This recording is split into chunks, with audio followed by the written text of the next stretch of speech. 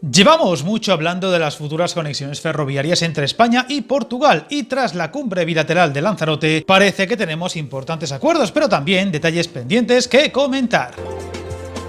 Tras varios vídeos en el canal hablando de las posibles conexiones, proyectos en marcha y discrepancias sonadas en los planes de ambos países, poco a poco las conexiones comienzan a apuntalarse, si bien aún con cosas pendientes que tendremos que analizar y a las que seguro todavía queda por delante mucho por concretar. Ante todo, son dos grandes los titulares que ha dejado la última cumbre entre ambos países, este año celebrada antes de lo habitual y en Lanzarote, donde más allá de los actos y fotos habituales en ese tipo de reuniones o focos mediáticos puestos en detalles como la energía, se han dejado algunos avances significativos en lo que aquí nos concierne, lo ferroviario. Uno en la conexión entre el norte de Portugal y Galicia y otro en la conexión entre Badajoz y Lisboa, que parece ir teniendo un calendario y detalles más concretos.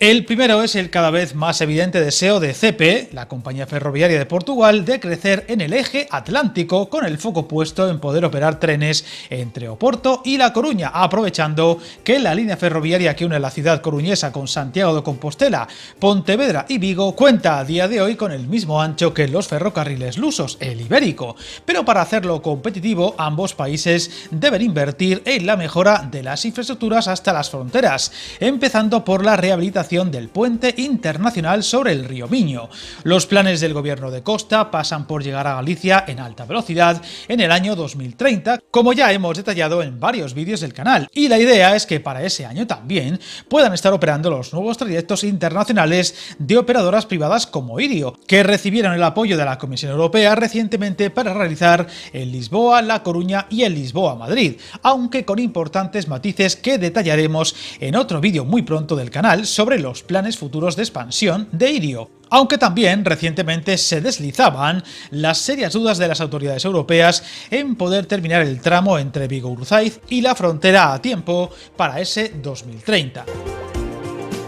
El otro gran titular ha sido la determinación por volver a unir las dos capitales ibéricas en tren directo, lejos de la terriblemente deficiente conexión actual, que requiere de 2 transbordos y 3 trenes distintos, algo que será posible una vez se terminen las obras del tramo entre Elvas y Évora, que desde el gobierno portugués aseguran que estarán concluidas a lo largo de este 2023, a lo que habría que añadir el posterior periodo de pruebas para que con suerte a mediados del próximo año las mejoras en esta conexión sean notables y reales.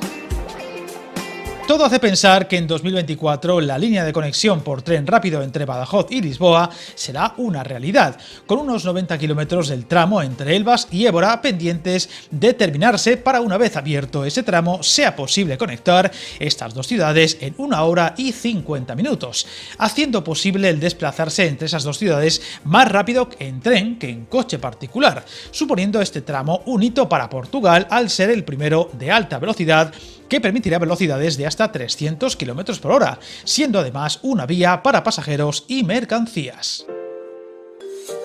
Tenemos que recordar que el tramo de 10 kilómetros entre Elvas y Calla ya se ejecutó en 2019, mientras que este verano se prevé que el gobierno español inaugure la electrificación de la vía entre Badajoz y Monfragüe, lo que va a permitir reducir un poco más los tiempos en los trayectos en el tren extremeño y en la conexión entre las capitales española y portuguesa, mejorando también el servicio, y con estos dos avances se logrará esa ansiada conexión directa entre Madrid y Lisboa en tiempos de unas 6 horas. Con la idea de que este trayecto se cubra con trenes Alvia, los que ya llegan a Badajoz, respondiendo además a las exigencias de liberalización e integración de sistemas que propone la Comisión Europea.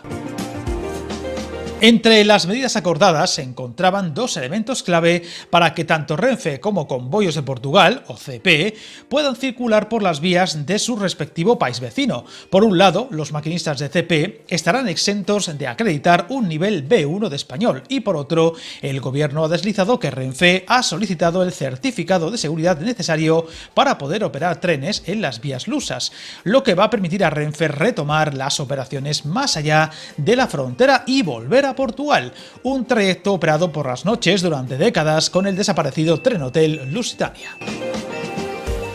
Renfe además no necesitaría más que extender hasta Lisboa el servicio que hoy opera entre Madrid y Badajoz con los trenes de la serie 730. Estos trenes podrían salvar el hecho de que parte de las vías, tanto en el lado portugués como en el español, no estén electrificadas, al poder desplazarse tanto con electricidad como con diésel y adaptándose a ambos tipos de sistemas. Recordando que para verano está previsto que se ponga en tensión la catenaria del nuevo tramo extremeño, algo que permitirá aumentar la velocidad comercial y extender la autonomía de los trenes para llegar a la estación de Oriente.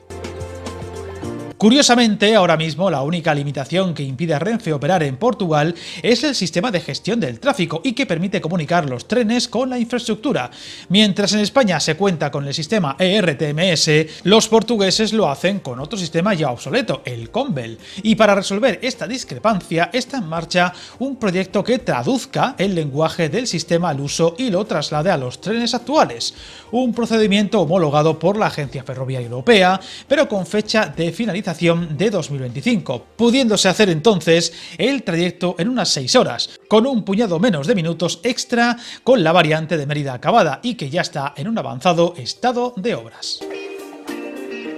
Sin embargo, se ha quedado fuera de esta reunión, al menos sobre el papel, los posibles avances de la conexión Huelva-Faro, un proyecto que parece seguir aparcado para ambos gobiernos y que podría ser crucial para muchas conexiones del sur de ambos países, mercancías incluidas, y que confiamos en que poco a poco se empiece a tener muy en cuenta. De ser así, aquí lo iremos contando.